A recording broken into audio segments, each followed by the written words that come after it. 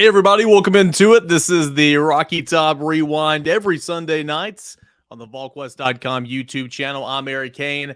That man right there is Brent Hubbs. Tennessee, a 44-6 winner over Kentucky, and a lot to talk about. Tennessee's 8-0, 4-0 in SEC play, and Brent, something we'll be discussing all week long, not just us here in Knoxville, but in Athens, around the SEC, college football, number 1 versus number 2, Tennessee and Georgia. Before we get into there, a lot of things to like about this Tennessee 44-6 win over Kentucky, and we're going to chat with it over here on the Rocky Top Rewind for the next hour.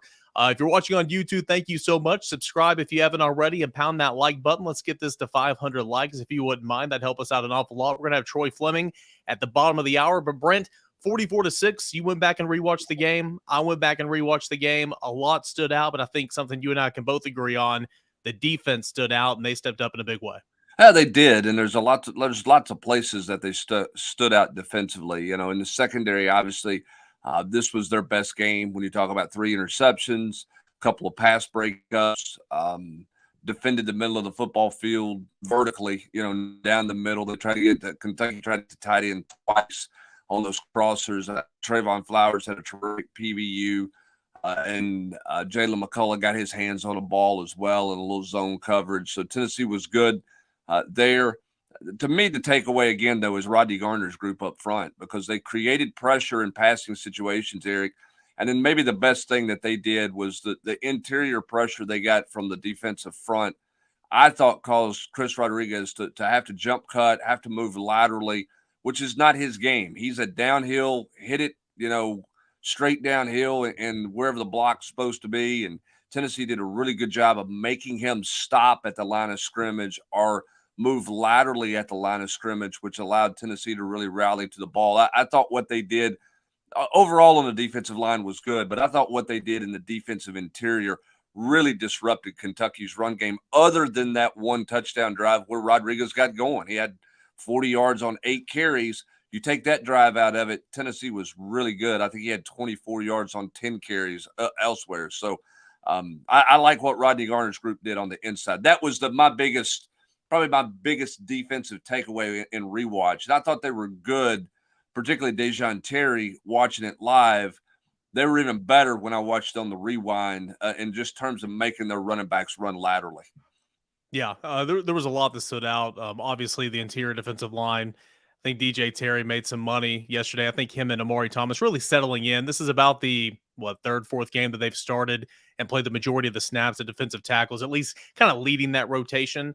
And they're playing really well off each other. But my biggest takeaway defensively, and there's no right or wrong answer here, but I mean, again, you had Kamal Hadden that dressed out, didn't play. He was available, but he didn't play. It was only going to be used in an emergency type situation. Of course, Christian Charles is still out. There's no Warren Burrell.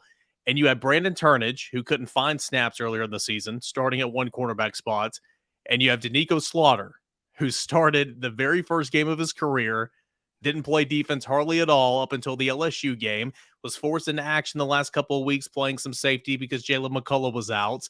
And then McCullough's back, and you moved Danico Slaughter over to cornerback, a position that he's repped in practice, especially this past spring.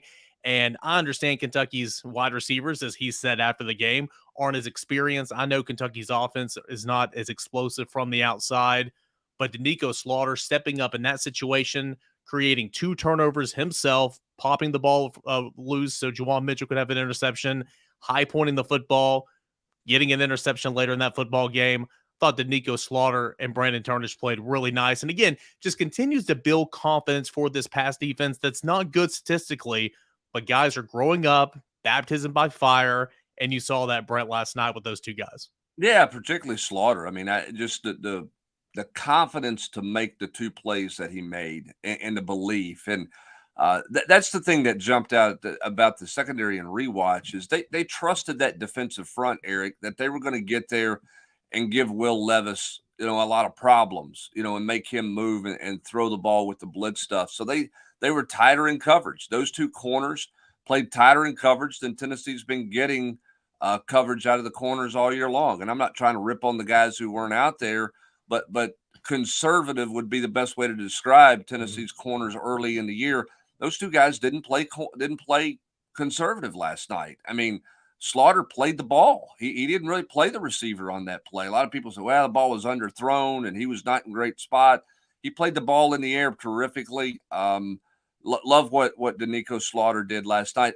Look, Beckham's an interesting question. I don't think this would happen, but because of his versatility, could you play him at the nickel position this week to try to help defend those Georgia tight ends? How creative would Tennessee get? Do they want to try to really move guys around?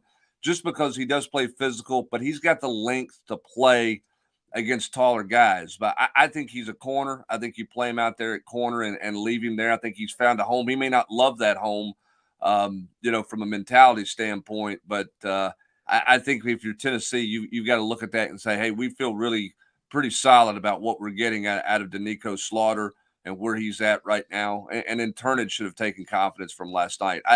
No knock on Turnage. I thought Turnage played well. Slaughter was the one that I was really impressed. It's not easy to move from a box safety, out there to play corner and man coverage. I thought he did a good job with that last night. Yeah, we got plenty of time. We're going to discuss Jalen Hyatt. We'll discuss Hendon Hooker, what that offense did as well. But again, the defense was the story for me because, again, it's not been great at times. So along with Danico Slaughter, along with what Brandon Turnage did, we had a question, or the question you were referencing really just a moment ago about would you play Danico Slaughter at the star position because of the physicality against Georgia. Brent, I like what Wesley Walker brought to the table. He didn't grade out, extremely well per Pro Football Focus, and that's just one metric. But he was physical. He played those wide receiver screens, especially in the second half, had 3 tackles for loss. He missed some tackles. He wasn't perfect, don't get me wrong. But I thought Wesley Walker's a guy that continues to play. He's not played enough. Tamari McDonald's, done enough to hold on to that spot at points at times this season. But again, whether it's Danico Slaughter, Brandon Turnage, Wesley Walker, Deshaun Rucker at points and times this season, that secondary, it's kind of been, mixing and matching a little bit. They're all experienced now, and they're trying to round into form, and they're going to be tested this week with those tight ends and everything Georgia presents. Yeah, there's no doubt that they're going to be tested. I like what Wesley Walker does. He seems like a guy who's better closer to the line of scrimmage than in open space. And so I don't know how great he would be coverage and a lot of route matching back there. It seems like when he shows up in rewatch stuff, it's around the ball at the line of scrimmage, whether it's a blitz, it's a run fit. I like the physicality he plays with. I think the other thing that stood out to me in watching this is, and I don't know if this is because Jalen McCullough was back last night. McCullough didn't light up the stat sheet, but I thought Trayvon Flowers played more free last night. I thought when you watched it on rewind, he was more assertive, Eric. It's like he had more confidence in where to go, or maybe some responsibility was off of him of getting everybody lined up, and it was back on McCullough. I thought his reaction to things he saw with his eyes last night were really good. I thought he was good downhill in the run game and in that wide receiver screen game. He had the nice pass breakup. I liked what Trayvon Flowers did. I thought that was one of his better games played in his career when you go back and look at what he did. I thought he was around the football, but again, more decisive. Didn't seem to be late with a lot of stuff last night. Yeah, I would agree. There was one play in particular. It was in the second half, and it might have been right at this point who was running the football. But I mean, it was teach tape. You can plug that up there and say, all right, if you're a defensive back, if you're a linebacker, flowing to the football, passing off responsibilities, running the alleyway is what I call it a lot of times, and then making the tackle at or around the line of scrimmage. He had one of those plays in the second half that was really good. Just again, like you said, playing free over the top, and maybe he was a little bit more loose and playing free because you had a guy that you played about 50 other games with, beside you back there in that defensive backfield, and because you have some guys who were stepping up on the outside as well. So, yeah, I thought Trayvon Flowers played pretty well getting back in there. Jalen McCullough stepping back in. He didn't have a dynamite game or anything. I mean, he didn't. I don't remember seeing him get beat a couple of times. I thought he made a really nice play in the first half, kind of in no man's land, had a guy in front of him, had a guy digging behind him, and kind of baited the deeper throw and got a hand on there. That was a good play. But no doubt about it, there's a reason Jalen McCullough plays. Getting him back into the lineup, if it helps Trayvon Flowers, it helps Trayvon Flowers. But it kind of gives him more of a sense of direction in that back end. And Tennessee's done a nice job holding up, with Scotch tape a little bit the last couple of weeks with all these injuries. But there seems to be more of a direction now with McCullough back in that secondary. And that's how I saw it yesterday. Yeah, I think the other thing too is, that's a position they're kind of like almost hitters in baseball, right? When one guy, a couple of guys get a hit, then suddenly everybody's going to the batter's box and they're swinging the bat more freely, Eric, and all of a sudden the ball seems to get bigger for everybody. It kind of Mhm. gets rolling, and you saw that a little bit with the secondary. They made a couple of early plays, even though they didn't pick them, but a couple of pass breakups early, and you could see that group's swagger, if you will, confidence. Everything just kind of ramped up and tightened up. And I'm going to tell you that the play Slaughter made to knock the ball loose on key, that was a critical play in the Oh yeah. game. When you look at where Kentucky was driving, trying to close the gap there, really big time momentum shift and really good eyes by Slaughter there. That was a huge play in the game. And I thought that got those guys going. You know, they made a couple of early plays that they had not made in other games that seemed to get their confidence going. Now, how does that carry over next week? What's Tennessee's challenge against those two tight ends that Georgia leans on so heavily? We'll see. We'll see what Tim Banks and Willie Martinez come up with. Love their plan last night. Felt like at times, Eric, that they had Kentucky signals. They knew what was coming really early. I thought they had a great scout on Kentucky, and they executed a plan extremely well. Yeah, last thing I want to mention on the defense before we talk offense in the next segment. Tyler Barron got in on a sack one time. Of course, Byron Young was back there a couple times. That last sack there, when Kentucky was deep in its own territory, just pure speed off the edge, just running that circle, circle drill they do in the indoor that we see all the time. Just pure speed to get back there. I thought the linebackers played a pretty good game. Aaron Beasley is someone that obviously has improved from year one last year when he played pretty much every snap to this year where he's been a starter at times. He's been a complimentary player at times. I mean, he played over 30 snaps yesterday. I think his read and his instinctive skills have put him in better position to make plays. That's something that jumped out to me on tape. Thought Juwan Mitchell obviously had the interception. He made some plays, but I just think this linebacker group overall, there's a couple more options this year, obviously, compared to last year. But I think they've been getting a little bit better as the season goes on. And I mean, there's three starters that they play, and Mitchell, when all healthy, and Mitchell, Banks, and Beasley. I think they're getting better, and they played pretty well yesterday. Yeah, I think that game was tailor made for all three of Yeah. those guys too. I Mhm. mean, they are in the box, downhill, high volume tackle guys in the run game. That's a perfect fit for Jeremy Banks. That's a perfect fit for Mitchell, and that's what Beasley has become. That's kind of what he's grown into is a guy who's really good forward at the line of scrimmage in the run game. It's not to say they can't play in pass coverage. I mean, Banks had a wheel route that he covered down the sideline pretty well. But that setup was really good for them. They didn't have to worry about spying the quarterback. They could kind of tee off on the running back and fill a lot of run gaps. And I thought they played physical last night. I mean, that was the big thing that jumped out to me. It's just the physicality that they played with in meeting the running back in the hole, particularly Rodriguez. Other than that one drive, Rodriguez never got going. And part of the reason why is the way they rallied to the football. So it was good. I mean, that nobody was really surprised. I don't think that Tennessee scored 44 points. I think most people had it around 40, and all of our predictions we were around 40 points with everybody. I think I was the lowest scoring guy, but other you guys had it around 40 or a little over 40. So that part wasn't a shock. Everybody would have lost their house on that bet if you'd have said Tennessee's going to hold Kentucky to 6 points. Not necessarily because Kentucky was a great juggernaut, but Tennessee had trouble getting off the field on 3rd and long. You thought Levis might get behind, somebody might get behind the secondary. They might get a couple of drives going with the run game and kind of get the game going in their favor.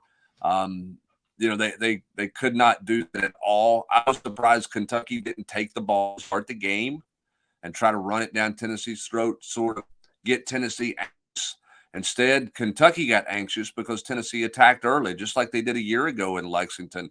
I'm befuddled at some of the things head coaches are doing to try to in their decision making process against the Tennessee offense. Tennessee's offense is really creating some unique decisions by opposing coaches, and we've seen it 2 years in a row by Mark Stoops chasing points right at the end of the first half when he weren't in a great position to get points in either game.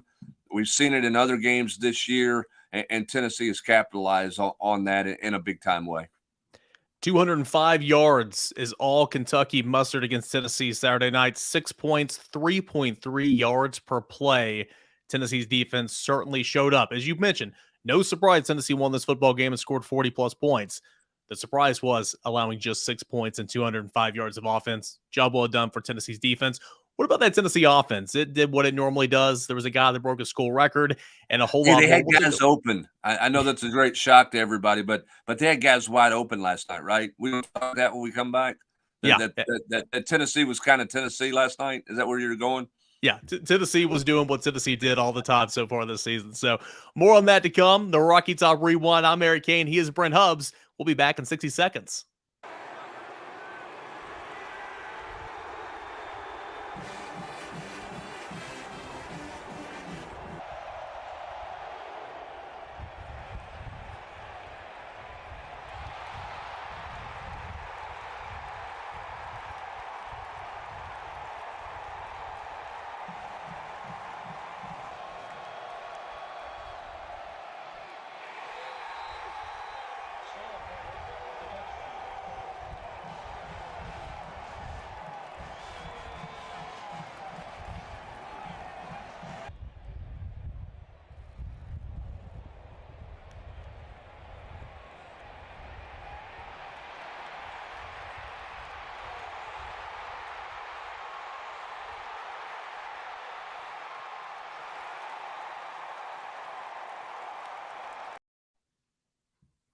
Welcome back into the Rocky Top Rewind here at VolQuest YouTube channel. If you haven't already, pound that like button. Let's get it to 500 likes. Help us out here. And if you haven't subscribed already, please subscribe. Over on the site, still got that deal going, $1 for 1 year. Tennessee's 8-0, 4-0 at SEC play. Number 1 versus number 2 this weekend between the hedges.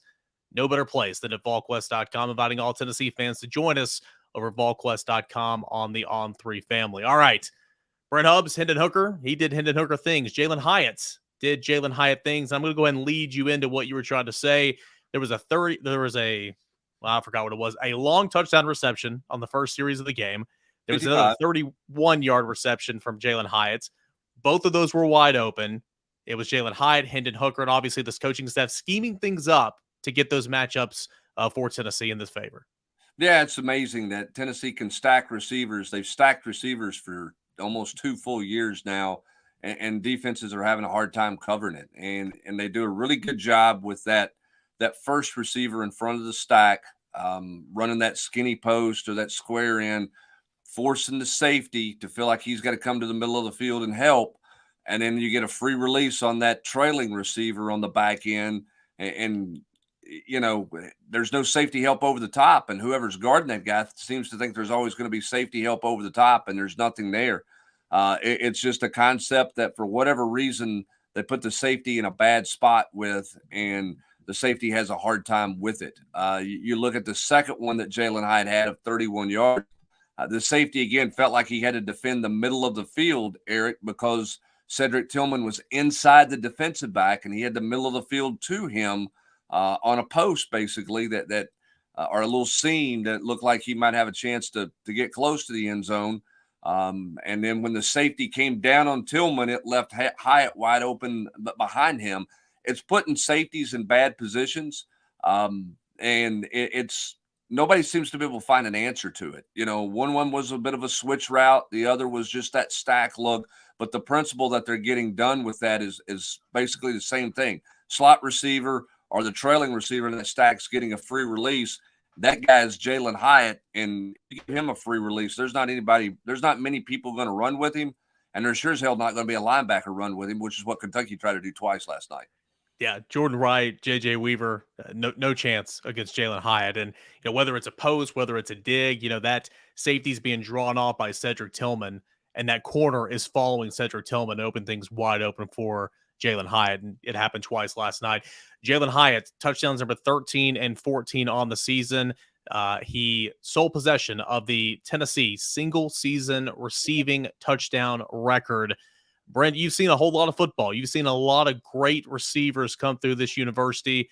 I'd be lying to you if I said that Jalen Hyatt was going to break this record this year if I thought that was a possibility. Knew there was some talent, knew he had a great offseason, but what a season he's having, and 2 more to add to the books last night. Yeah, and speed never had a bad day, okay? I mean, and look, Jalen Hyatt, speed.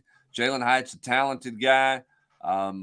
throw the scheme in there too to help Jalen Hyatt get wide open on some of these. I mean, some of these are easy, right? But the slot receiver position in this offense, I think, is always going to be really productive. It's a fascinating thing to me how different they are using the slot receiver this year than they did a year ago, because it's a different type of player in the slot. Jalen Hyatt is a very different type player than Velus Jones. As a result, they are stretching the field vertically more with the slot guy, particularly in the middle of the field, than they ever did with Velus Jones. And so you don't have you try to throw that wide receiver screen to Jalen Hyatt. That's not really his game, right? You do that to keep him honest. That was a Velus Jones mainstay. He was much better at that, but Velus wasn't going to stretch the field. Playing to Jalen Hyatt's strengths, Jalen Hyatt playing with great confidence right now.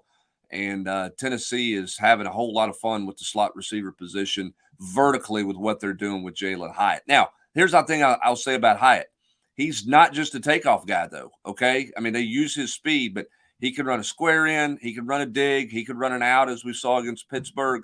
So you don't just look at him and say he's a straight line speed guy. But when they get the matchup they want, Tennessee says, we're just going to throw it over the top. And they've thrown it over the top for 5 weeks to the tune of Jalen Hyatt setting a school record and getting ready to shatter a bunch of other records in terms of yards in the season, average yards per catch, and all those types of things. Just really amazing to watch what they're getting out of him. And it's amazing to see how far he has come 12 months from that, from a year ago, 12 months now. I think all of us thought November 1 a year ago, there was a shot Jalen Hyatt might not be back in this program. Yeah, because things were not going very well. Now he's a guy who's got a chance to win the Biletnikoff Award. Yeah, it's you've mentioned it's pretty much every week of the season almost, or at least since week 3 or week 4. One of the best stories, if not the best story in college football this year is Jalen Hyatt. It's fantastic. Trey, leave this up for just a second if you wouldn't mind. What I like, Brent, more than Jalen Hyatt, and we can talk Cedric Tillman here in a moment, but how many times have you and I both said, you got to get McCoy involved, you got to get McCoy involved, you got to get McCoy involved, because it's so easy. And when you have a healthy Tillman, 18 targets at Pittsburgh, when you have Jalen Hyatt that's on his run right now, doing Jalen Hyatt things, to forget to look to the left side. But going to Brew McCoy late in that Alabama game, what a big boy catch that was. What I liked yesterday, and maybe it helped a little bit that Tillman didn't play it at all in the second half, but really it didn't because he hadn't been here the last 4 games. Look at those targets. He had 6 receptions, 9 targets to Brew McCoy, led the team in targets. I like that. Need to keep Brew McCoy active and in this offense. And he's another guy that can do a lot of different things. You were speaking on that, that screen pass thrown out in the flat and see what you can get. That is more Brew McCoy's game than it is Jalen Hyatt. That's more of a Velus Jones type of play fitted for this offense than Jalen Hyatt is for this offense. But it was good to see, in my opinion, Brew McCoy being as active as he was yesterday, because he's easy to forget when you got 2 other guys who are making plays all the time. Yeah, I mean they've got a wealth of weapons, and they've when they use all their weapons, they become much harder to defend. And Brew McCoy is a guy who's got strength, he's got size. They missed him on a slant across the middle, that or a post that had a chance. That Hooker just threw the ball high, but you like where he's at, and he's a guy that is going to catch the ball. He's a good blocker. They can do a lot of things with him. But you're exactly right. Don't forget him. And Tennessee didn't. Kentucky rolled coverage, which they did a good bit, because after Hyatt beat them, for 2 touchdowns, it was, hey, we got to try to slow this thing down. So they rolled some coverage over, gave the backside there on Brew McCoy's side a little more one-on-one look, and Tennessee went that way with him. And again, that's the hard part about defending Tennessee right now, is they are not a one-trick pony in any way, shape, or form. Whether it's the 3-headed receivers, it's the implementation of the tight end, it's the run game. They are really, really hard to defend, because every defensive coordinator wants to take something away, and they're just having a hard time taking something away. If you're going to take away the run game, okay, they're going to throw it to a whole bunch of people, because you're going to be in man coverage. You try to take away the deep stuff and play some zone, they're perfectly content to run the football. And I think that's created the evolution of this offense in year 2 under Josh Heupel, is the growth of that run game. We got Troy Fleming coming up in the bottom of the hour. You and I both agree. It was good to see Cedric Tillman back out there. It was good how they managed him, not playing him in the second half of a blowout. We'll discuss that later on throughout the week. I text you earlier today when I was rewatching the game, and they were lining Fant up there. Aside from Hendon Hooker in the shotgun, it was goal line. They gave him the football. He scored that 2-yard touchdown run or whatever. Okay, so we've seen him score touchdowns here lately. What we haven't seen, again, it's a new wrinkle every single week. It's something else that you have to prepare for. It's something else as this offense is evolving. You're seeing Princeton Fant take the handoff out of shotgun. You're seeing 3 tight ends on the football field at one time. Jacob Warren on the line. You have Princeton Fant there at tailback, and then you have Hunter Salmon, who's running across the line of scrimmage, kicking the end man out, and Princeton Fant just running right behind that block. Another example of Alex Golesh. He consistently says, we need 3 tight ends to play. We want 3 tight ends to play. But just more so than anything, it's another example of how this offense continues to evolve week by week, because we hadn't seen that before yesterday. No, and it's the growth of that bunch or that tight bunch. That's what it's become. You know what they are when they get in their spread stuff, right? I mean, you're going to run switch routes. They're going to stack receivers. They've got some concepts that are pretty mainstays. What's really growing with this team is what they're doing out of that real tight formation in short yardage stuff, goal line stuff. And the result of that has been really good for Tennessee. And again, I think Alex Gold had a good year last year. Josh Heupel obviously knows what he's doing. Those guys work really well together. I think they continue to impress with their creativity, the stuff that they do, Eric, that's, as you mentioned, a new wrinkle every week. And the fact that they're willing to play a variety of styles of football. Okay. I mean, you look at that drive that they answered after Kentucky scored to go up 7-6. That is a 5-minute drive, 15 plays, 75 yards. That is so atypical of Tennessee. And oh, by the way, they ran it 13 of the 15 times. Why? Because Kentucky said, we're not going to let it throw you over your head. We're going to empty the box. And Alex Golesh said, okay, we'll just run it. We're comfortable running it. And they're comfortable running it because of the growth of the offensive line. That growth of that offensive line, I think, is adding to Alex Golesh's creativity each and every week because there's so much trust with them up front. It's really fun to watch. It's been fun to watch this team win games because it's got all the fans fired up. If you really like football and you dig into football, it's really fun to see how this team has improved fundamentally at all levels of play, at all positions of play. And because of that improvement, they are evolving offensively and adding new things every week. Yep. If you're dorks like us and like the X's and O's and all that type of stuff and enjoy going back and watching tape, even those horrible football games like the UT Martin games and all that, then you probably like this offense an awful lot. We're going to get VFL Troy Fleming on when we return here on the Rocky Top Rewind. We'll talk a little Hendon Hooker. Yeah, he's still pretty good, right? He's making this whole thing go. Most importantly, though, Tennessee gets another win over Kentucky, 8-0 heading into Georgia week, number 1 versus number 2. We'll get thoughts from VFL Troy Fleming when we return right here on the Rocky Top Rewind.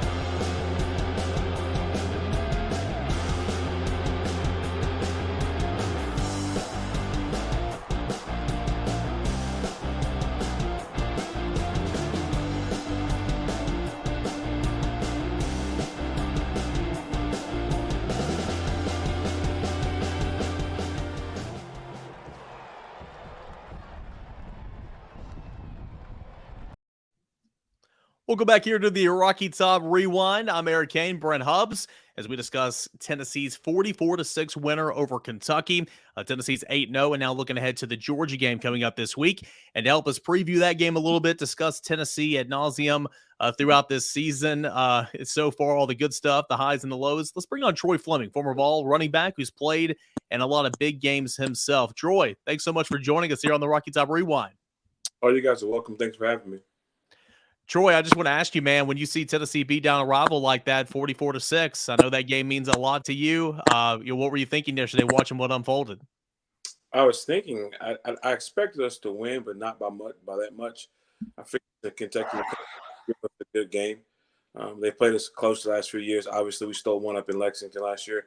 But the way they played was I say refreshing. It was refreshing to see the defense play at the speed that they played at, and also made the plays that they made. And for a lot of those guys that have been a little bit maligned early on in the season about their inability to tackle or to to make big plays, they showed up last night often and early and did extremely well. Troy, I think that's one of the interesting things about this team is it feels like it's a different guy every week that kind of finds themselves. And it's a lot of it's older players, right? Danico Slaughter's been around. He had a big game. Princeton Fant for 3 or 4 weeks now has done this. As a former player, how impressed are you with the fact that those guys have kind of stuck with it, to this point to get their opportunity? And this coaching staff has stayed with those guys and not kind of moved on to their guy, if you will, who they signed and said, well, those guys can't help us. We're going to move on. How impressed are you with both of those things? I'm extremely impressed with the coaches believing in the guys that were some of the holdovers from the previous regimes and just allowing them to develop and to be able to play within the scheme that they brought in. And again, Danico Slaughter, one of the guys talked about, moved around a lot. But last night, obviously, he's a safety, but playing corner. Got beat a little early, but Robinson dropped the ball, but he came back the rest of the game and played lights out. I mean, he played lights out. Tamarian McDonald played lights out. The defensive line brought pressure all the time. Linebackers were flying all over the place, and it was good to see those guys playing with confidence. And again, the guys buying into Coach Banks' system and scheme, and really just bring it to the forefront that they also are part of this thing. And I'm not saying that they're not, but everybody always talks about the offense. The offense gets all the publicity, all the headlines, but the defense is starting to show that, hey, we've started out slow, but we're progressing and we're building and we're gaining the momentum at the right time of the season. Troy, we got a question for you. Our guy Donovan's going to chime in. Outside of stopping Brock Bowers, of course, with Georgia, what are some of those key to victories for Tennessee to take down Georgia? Obviously, a massive football game. Tennessee needs to do a lot in this football game, but what are some of your keys to victory here early in the week? The biggest thing when I hear Georgia, I always think running backs. So if they're able to stop Georgia early on first down and hold them to small gains of 2 to 3 to 4 yards, that's a big win because now you're getting them behind the chains. But if you're allowing them to get 7, 8, 9, 10 yards to clip on first down, it's going to be a long day. And then adding Brock Bowers in with his playmaking ability, it'll be a tough and tall task if they can't stop those guys early on in the run game. Yeah, I appreciate the question, Donovan. Troy, I want to go back to offensively a little bit right now, or for this team. We talked about this in the last segment a bit. You're seeing Alex Golesh, the offensive coordinator, shrink the field. This is an offense that's sideline to sideline, and then they get in that with same personnel, kind of get into that tight bunch package stuff that's been really effective for them. When you see what the different ways they're using Fant, you were a running back, moved to fullback, who played H-back, who they did a lot of things with. How impressed are you with the kind of growth and the evolution of that part of the offense? And how difficult is for defenses to defend that when Tennessee goes from the spread sideline to sideline to that tight stuff like that? To answer your first part of the question, extremely excited and happy for Fant to be able to have his role in this offense increase and expand. And Alex Golesh has done a wonderful job of finding ways and creative ways to get him the ball, whether if it's on the shovel pass, or if it's lining up at H-back, fullback, or even throwing a swing pass to him and letting him throw it down the field. He's maximizing all his athletic potential and ability that we've known he's had. It's just finding the right place for him and also finding the right system for him to flourish in. And it's been great, and it's been a much needed, a fresh breath of air for our offensive guys. And we talked about earlier about the sets and how complicated it is to defend those sets, because now you don't have to sub out. Sometimes in the years past, the way they like to go fast, they still can go fast and still also be able to do some of the power things they want to do. But when they come into those tight sets, they're also able to get the mismatches and get guys out in the flats faster as well too. And so I think Kirby Smart said it earlier today in the excerpt. And he was talking at his press conference. It's like Tennessee plays well. They're at an elite level offensively, and it's tough to difficult for coaches to defend, and everyone's trying to figure out how to defend it. And again, as much as sometimes people may think this coach talk, it's not coach talk, because obviously Kirby knows what Josh Heupel's offense capable of. Troy, something we spoke on earlier, and I mean, this isn't new. For everything Tennessee wants to accomplish, it's got to start on the ground. You got to run the football. Tennessee's been really good at running the football, really good at points and times this season. And when I see Jabari Small getting 21 carries and averaging just about 4 yards per carry, yeah, that's good. Jalen Wright, I thought, ran the football so. I just thought he looked different. He didn't get many carries yesterday, but I thought he looked really different. How important is that run game in relation to now in year two? Tennessee speeds up. It also slows down. It's controlling its own tempo. It's good enough to where it can mix some things up. And I think a lot of that has to do with Tennessee's ability to run the football effectively. Absolutely. And everybody knows, if you're watching Tennessee games, after they get their initial first down, they want to go warp speed. And obviously a lot of that comes with running the ball.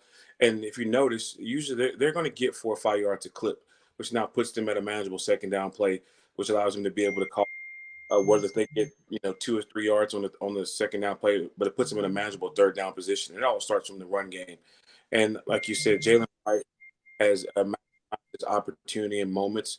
He's got, I know he had some fumble issues early on, but man, last night he ran with power. He ran with fresh legs. He showed balance. He showed the ability to make you miss. And obviously it's a great 1-2 punch, which is going to be needed for this weekend.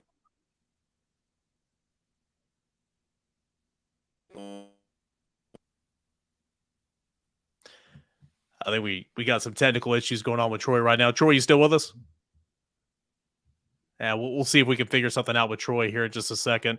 We lost his audio channel, but Brent, a lot of truth to what he's saying right there. I mean, with the run game, it's allowing to set obviously the tempo of this offense. It's allowing to do a whole lot of different things. And Tennessee, 177 yards on the ground yesterday, ran for over 200 yards against LSU, against Alabama. It's been looking good so far this season. Well, and it's since the Pitt game. When you look at the Pitt game, Tennessee had 91 yards on 35 carries. Most of that was Hendon Hooker runs because, as Alex Golesh said post-game, they didn't really have a whole lot of confidence in their ability to run the football against Pitt. That 91 yards on 35 carries is an average of 2.6 yards a carry. In SEC play, Tennessee's averaging 4.99 yards a carry, right at 5 yards with this run game. It's the growth of the offensive line. And I think we've talked about it some, but there's so much talk, and I get it, because you've got Hendon Hooker, who's a Heisman Trophy finalist. You've got a Biletnikoff Award finalist, maybe the winner in both those awards from Tennessee. Mm-hmm. You got a lot of things going on that are big plays, but the story about the growth of this offensive group from year one to year two, maybe the position group that's grown the most is the offensive line. And that's saying something, because Jalen Hyatt's a lot better than he was a year ago. Hendon Hooker's playing a lot better than he did a year ago. But for this offensive line to protect Hooker the way they've been protecting him, and then to get this run game going the way that they have, to the tune of nearly 5 yards a carry in SEC play. When I gave that stat, I took Akron out of the equation. I took UT Martin out of the equation. That's Power 5 teams, which is SEC football team. They've been really good running the football, which again puts the defense in a really, really tough situation. Because now, if Alex Golesh and Josh Heupel are really patient enough and willing to run the football, as we saw in that one drive I mentioned earlier, then it puts Tennessee in a great spot to dictate the game. Second half against Alabama, Nick Saban goes dime. What did Alex Golesh do? They ran the football. So if you want to play zone on the back end, keep everything in front of you, play some umbrella, coverage, and only have a light box of 5 or 6 guys, Tennessee's going to line up and run it, particularly when they bring the tight end back into the formation. Right, Eric? They get 6 guys in there. Now they have a numbers win. And that's what they did in that drive. And if they're patient enough to do that, and this offensive line can be as physical as they've been, this offense is really, really hard to defend. Yeah, it really is. And we're trying to work to get Troy Fleming back here. Great stuff from the VFL. I think a lot of that has to do as well with having a healthy Cooper Mays at center, because Tennessee didn't have that last year. Troy, can you hear us now? Yeah, my bad. My phone decided to act up on me. That's all good, man. We'll keep it short and sweet. I know your time is precious, and we want to get you out of here. But when you look at Georgia, this is arguably the biggest game for Tennessee, and since 2007, 2004, 1, whatever. It's been a while since Tennessee's played these types of games. As a former player who's still around the program and doing a bunch of different stuff, around there, how much pride do you have in where this program has gone in such a short amount of time under Josh Heupel? And does it feel kind of like you're getting back to what Tennessee needs to be on a consistent basis? Just being as a former player, it's exciting, extremely exciting. Take a lot of pride in the fact of being able to go out and brag about your program, brag about how far Tennessee's come in just a short time under Coach Heupel and his staff. And again, you said it best. This is probably one of the biggest games in the last almost 20-something years of the program, because it's sitting right there on the precipice of being able to say, hey, Tennessee will be playing for the SEC championship game, representing East. They take care of business Saturday in Athens. Also, too, the ramifications this game has when it comes to the college playoff, with the Knicks coming out this Tuesday. So, again, excited for this journey to be along as a fan first, and then secondly, as a V. I mean, it's been a long time that we've had something to talk about when it came to UT football, other than how many coaches can we switch out. No doubt about it. No doubt about it. Hey, Troy, thanks so much for the time, man. Sorry about the technical issues there, but great stuff as always. And the door's always open. Please come back and join us, all right? Appreciate you guys. You guys take care. All right. Thanks, Awesome. Troy. That is VFL Troy Fleming. Pretty good running back here in Tennessee football history. Played on Sundays as well. Always good stuff there from Troy Fleming. He brought up an interesting point, Brent, that I want to hit on the other side here, and we'll have Austin Price join the fray as well. The first installment of the college football playoff rankings, that comes out on Tuesday. Big game coming up on Saturday, but where do we think Tennessee might be positioned in those first rankings? That and more with Austin Price coming up next right here on the Rocky Top Rewind.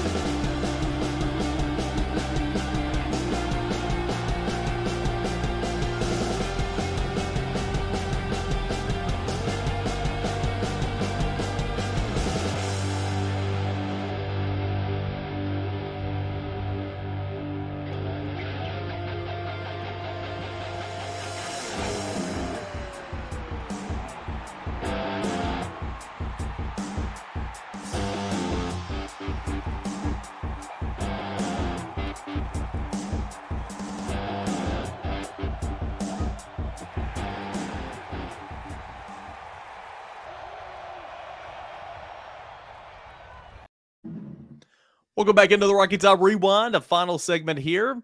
VolQuest.com, $1 for 1 year. No better time. If you haven't already joined us, please do over there.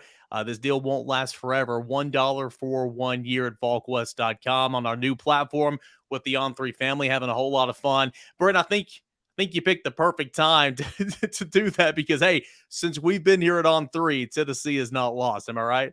That's exactly right. And, since they put the Vol letters back up, Tennessee hasn't lost. It's all fallen in perfect harmony right now. We've talked about this a million times. You want to speed up the rebuilding process, get great quarterback play.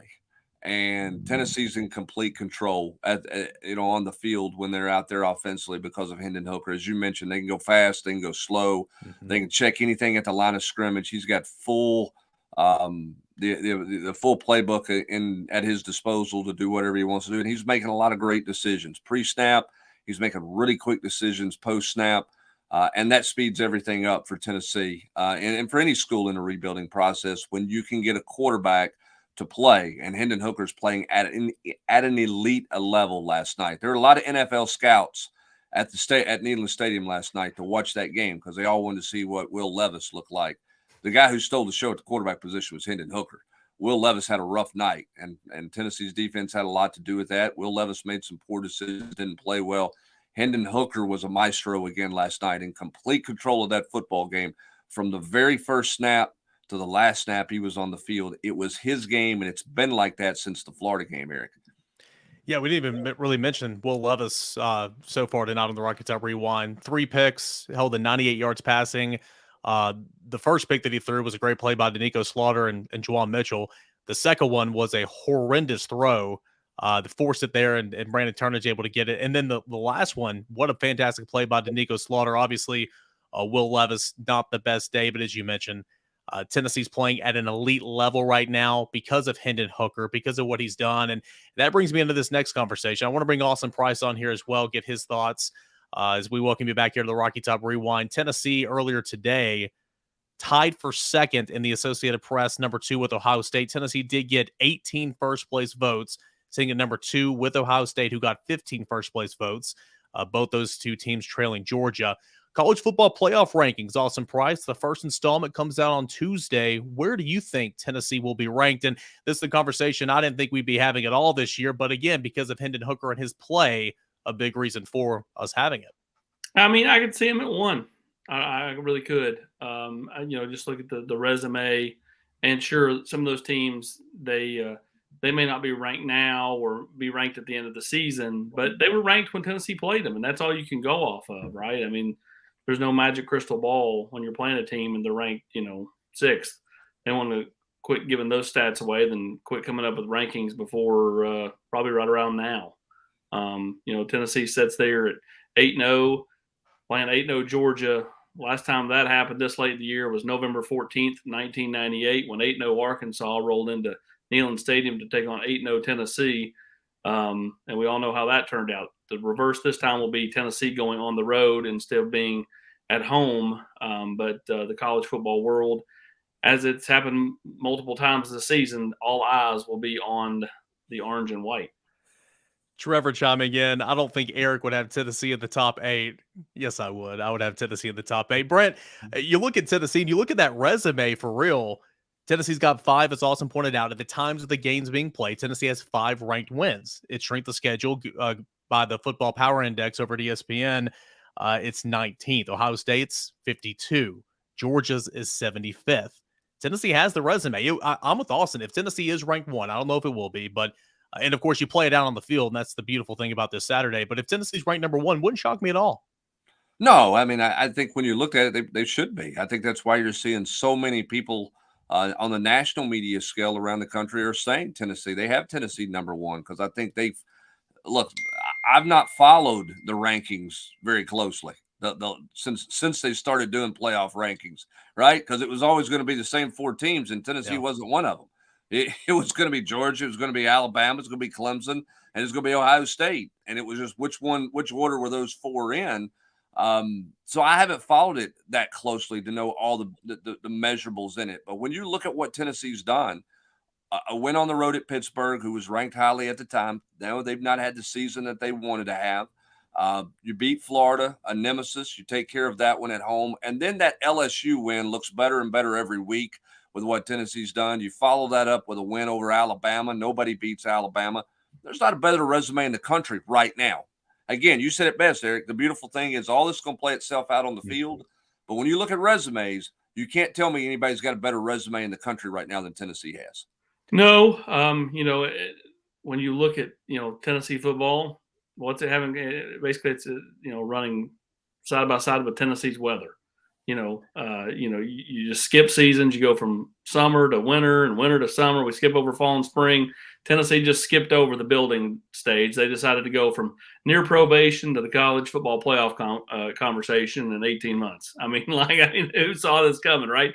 And it's really, really having sat there and watched all this the last 2 decades, it's really neat to see Tennessee's fans kind of get to experience this, the younger generation, the older generation. I mean, how many old Vols have you walked in, whether it be old Tennessee players or just old Tennessee fans that remember the good old days, Hubbard, say, man, I've been waiting on this for years and years and years. And they're just kind of soaking up every Saturday. And, both teams, if Tennessee is one, Eric, then, you're going to see both coaches, use the underdog role, right? Georgia disrespected. Tennessee's number one. Nick We're the Saban. national champs. Hype's going to go, we're a double-digit point or underdog. It's ridiculous. Like both coaches are going to play that up this week. So, it's set up to be a pretty special Saturday afternoon. Well, I think the other thing, too, for Tennessee going into this game, because of how they played against Alabama, Eric, because of how they played at LSU, I'm not saying Tennessee fans have this great confidence that they're going to win the game. But it'll be a stunner to every Tennessee fan out there if Tennessee is in any way overwhelmed, if the moment looks too big for Tennessee or feels too big for Tennessee. That's going to be the surprise of all this, because Tennessee has not shown that in any way, shape, or form this year, which I think is a credit to this coaching staff, and I think it's a credit to I guess he's considered a cagey old veteran now in Hendon Hooker, who's he's 24 years old, and I think his maturity shows, and I think it's carrying over to other players in this locker room. Tennessee's going to show. Is it enough to win? I don't know, but I don't have any doubt about Tennessee showing up and being ready to go or being overwhelmed by the magnitude of the game on Saturday. Well, for me, I think Tennessee fans will go into this game. They're not scared of Georgia. They've beaten Georgia, a lot more than they've beaten Florida and Alabama, even with Georgia becoming good. You go back, they hadn't beat them since 2016, but before that, Tennessee won, several times, post 2007, right? Post the Philip Fulmer firing and all that. Lane beat them, Butch beat them. This is something where I don't think they fear Georgia like maybe there was trepidation against Florida or Alabama. So I think that that's how kind of the program will approach this. And again, we've talked about this the last 6 weeks. Hype and the whole program, they just kind of embrace the moment, right? Here's another moment, and I have no doubt that this group will embrace the challenge. Yeah, I think something that Brent just said. The only thing that would surprise me is, last year we saw in this football game, we thought Tennessee would go out and perform well in the first quarter because Tennessee had done that throughout the season, did that against Alabama. Thought Tennessee might score a couple of times in the first half, but it was sustaining. The deeper you go, whatever Georgia's depth was much better than Tennessee's depth, and a lot of that may be true still today. But I think the thing that would surprise me about this year, if Tennessee's not ready for the moment, because it was against Florida when all eyes were on Knoxville, was against Alabama, all eyes on Knoxville. Tennessee's going to be ready for the moment. If Tennessee doesn't sustain, because Tennessee is a obviously much better football team, playing better football, has more confidence, players are developed. So I'm intrigued to see what's going to happen.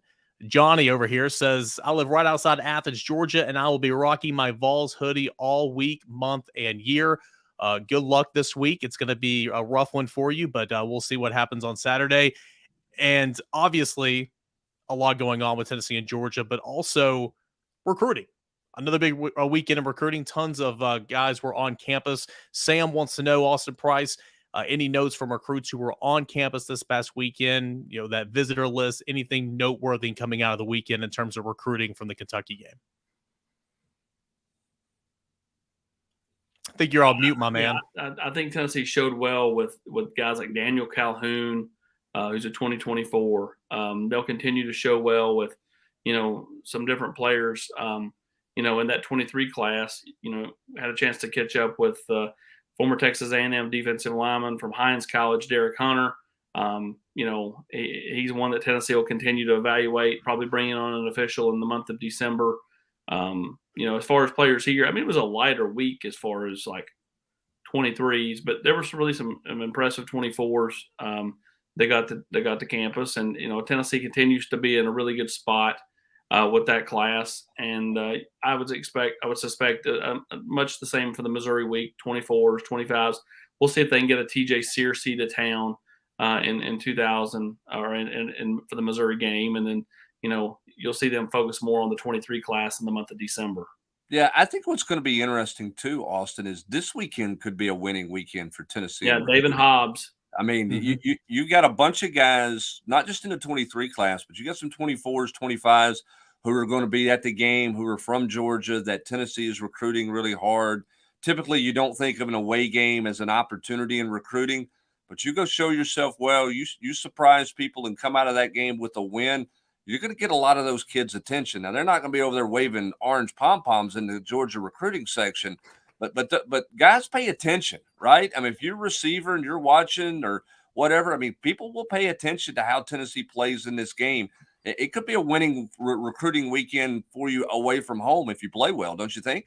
No, that's right. Again, this year's going to have a way bigger impact on 24 and 25 than it ever did 23, just because so much hay is in the barn for 23.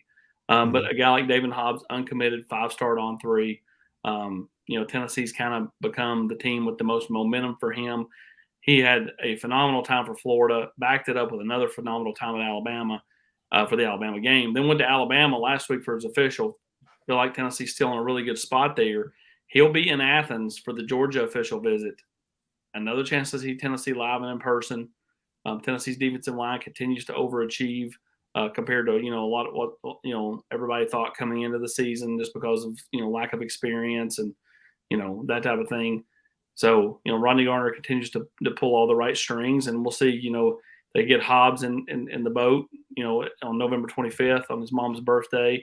Who else they can pull in here? Again, there are some people reaching out to Tennessee as Tennessee continues this hot trend. But I think Tennessee is, kind of taking a wait and see approach, keep the conversation going with those kids, and then potentially get some here for official visits in the month of December. We got some recruiting stuff already on the site from this past weekend, but quickly, you can go to VolQuest.com and obviously check out the whole interview and everything. But you had a chance to watch a really good high school football game. You mentioned 24s. You even talked to a 26. A couple good players Friday night locally here in the Knoxville area. Yeah, Boo Carter and Shavar Young going at it, for Webb and Chattanooga Christian. Boo Carter had 3 touchdowns, had a pick, looked really, really good, looked the part, played great. His team come up a 2-point conversion short. Webb went for 2 with 15 seconds to go, won that football game 29-28. Shavar Young, the talented 26, who's gotten offers by Tennessee and several other Power 5 programs, he came down with the 2-point conversion catch.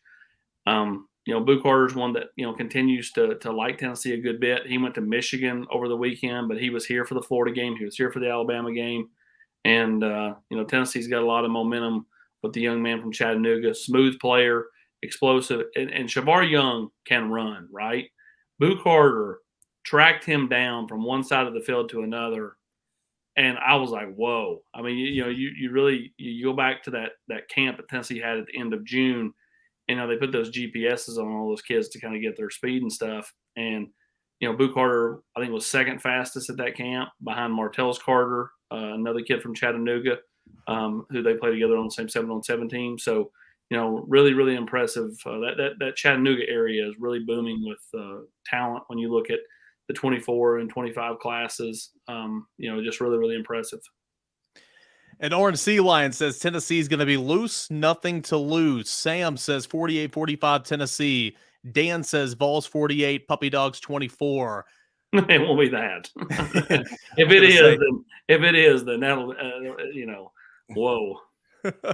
We'll have plenty of stuff coming up this week, Brent Hubbs. Obviously, we're not going to give our picks right now. That's coming up on Friday. But, Brent, tons of stuff. If you're looking forward to Tennessee and Georgia, we got it covered over at VolQuest.com this week, right? Yeah, no doubt. And look, this is what it's about. I mean, you want to play I hate to sound like a coach here. You want to play meaningful games in November. But as a fan, you want your team to be playing in games that count in November. And there's no bigger game in college football than this one on Saturday. And Tennessee's a part of it. And it's a welcome sight for us. And it's obviously a welcome sight for Tennessee fans to embrace and enjoy. So enjoy the week. We're going to give you all the coverage we can give you at VolQuest, and it should be a ton of fun all season, all week long, getting ready for a game of the magnitude we've not seen in a long time at Tennessee. They remember what you do in November, Hubbard. That's what the old head coach here for a long time used to tell his teams. That was beating Vanderbilt and Kentucky. Yeah. You beat Georgia in the month of November. Yeah, they'll never forget this one as long as Tennessee football is played. Yeah, it was easy to win in November. A lot easier to win in November when you were finishing up with those teams you were finishing with.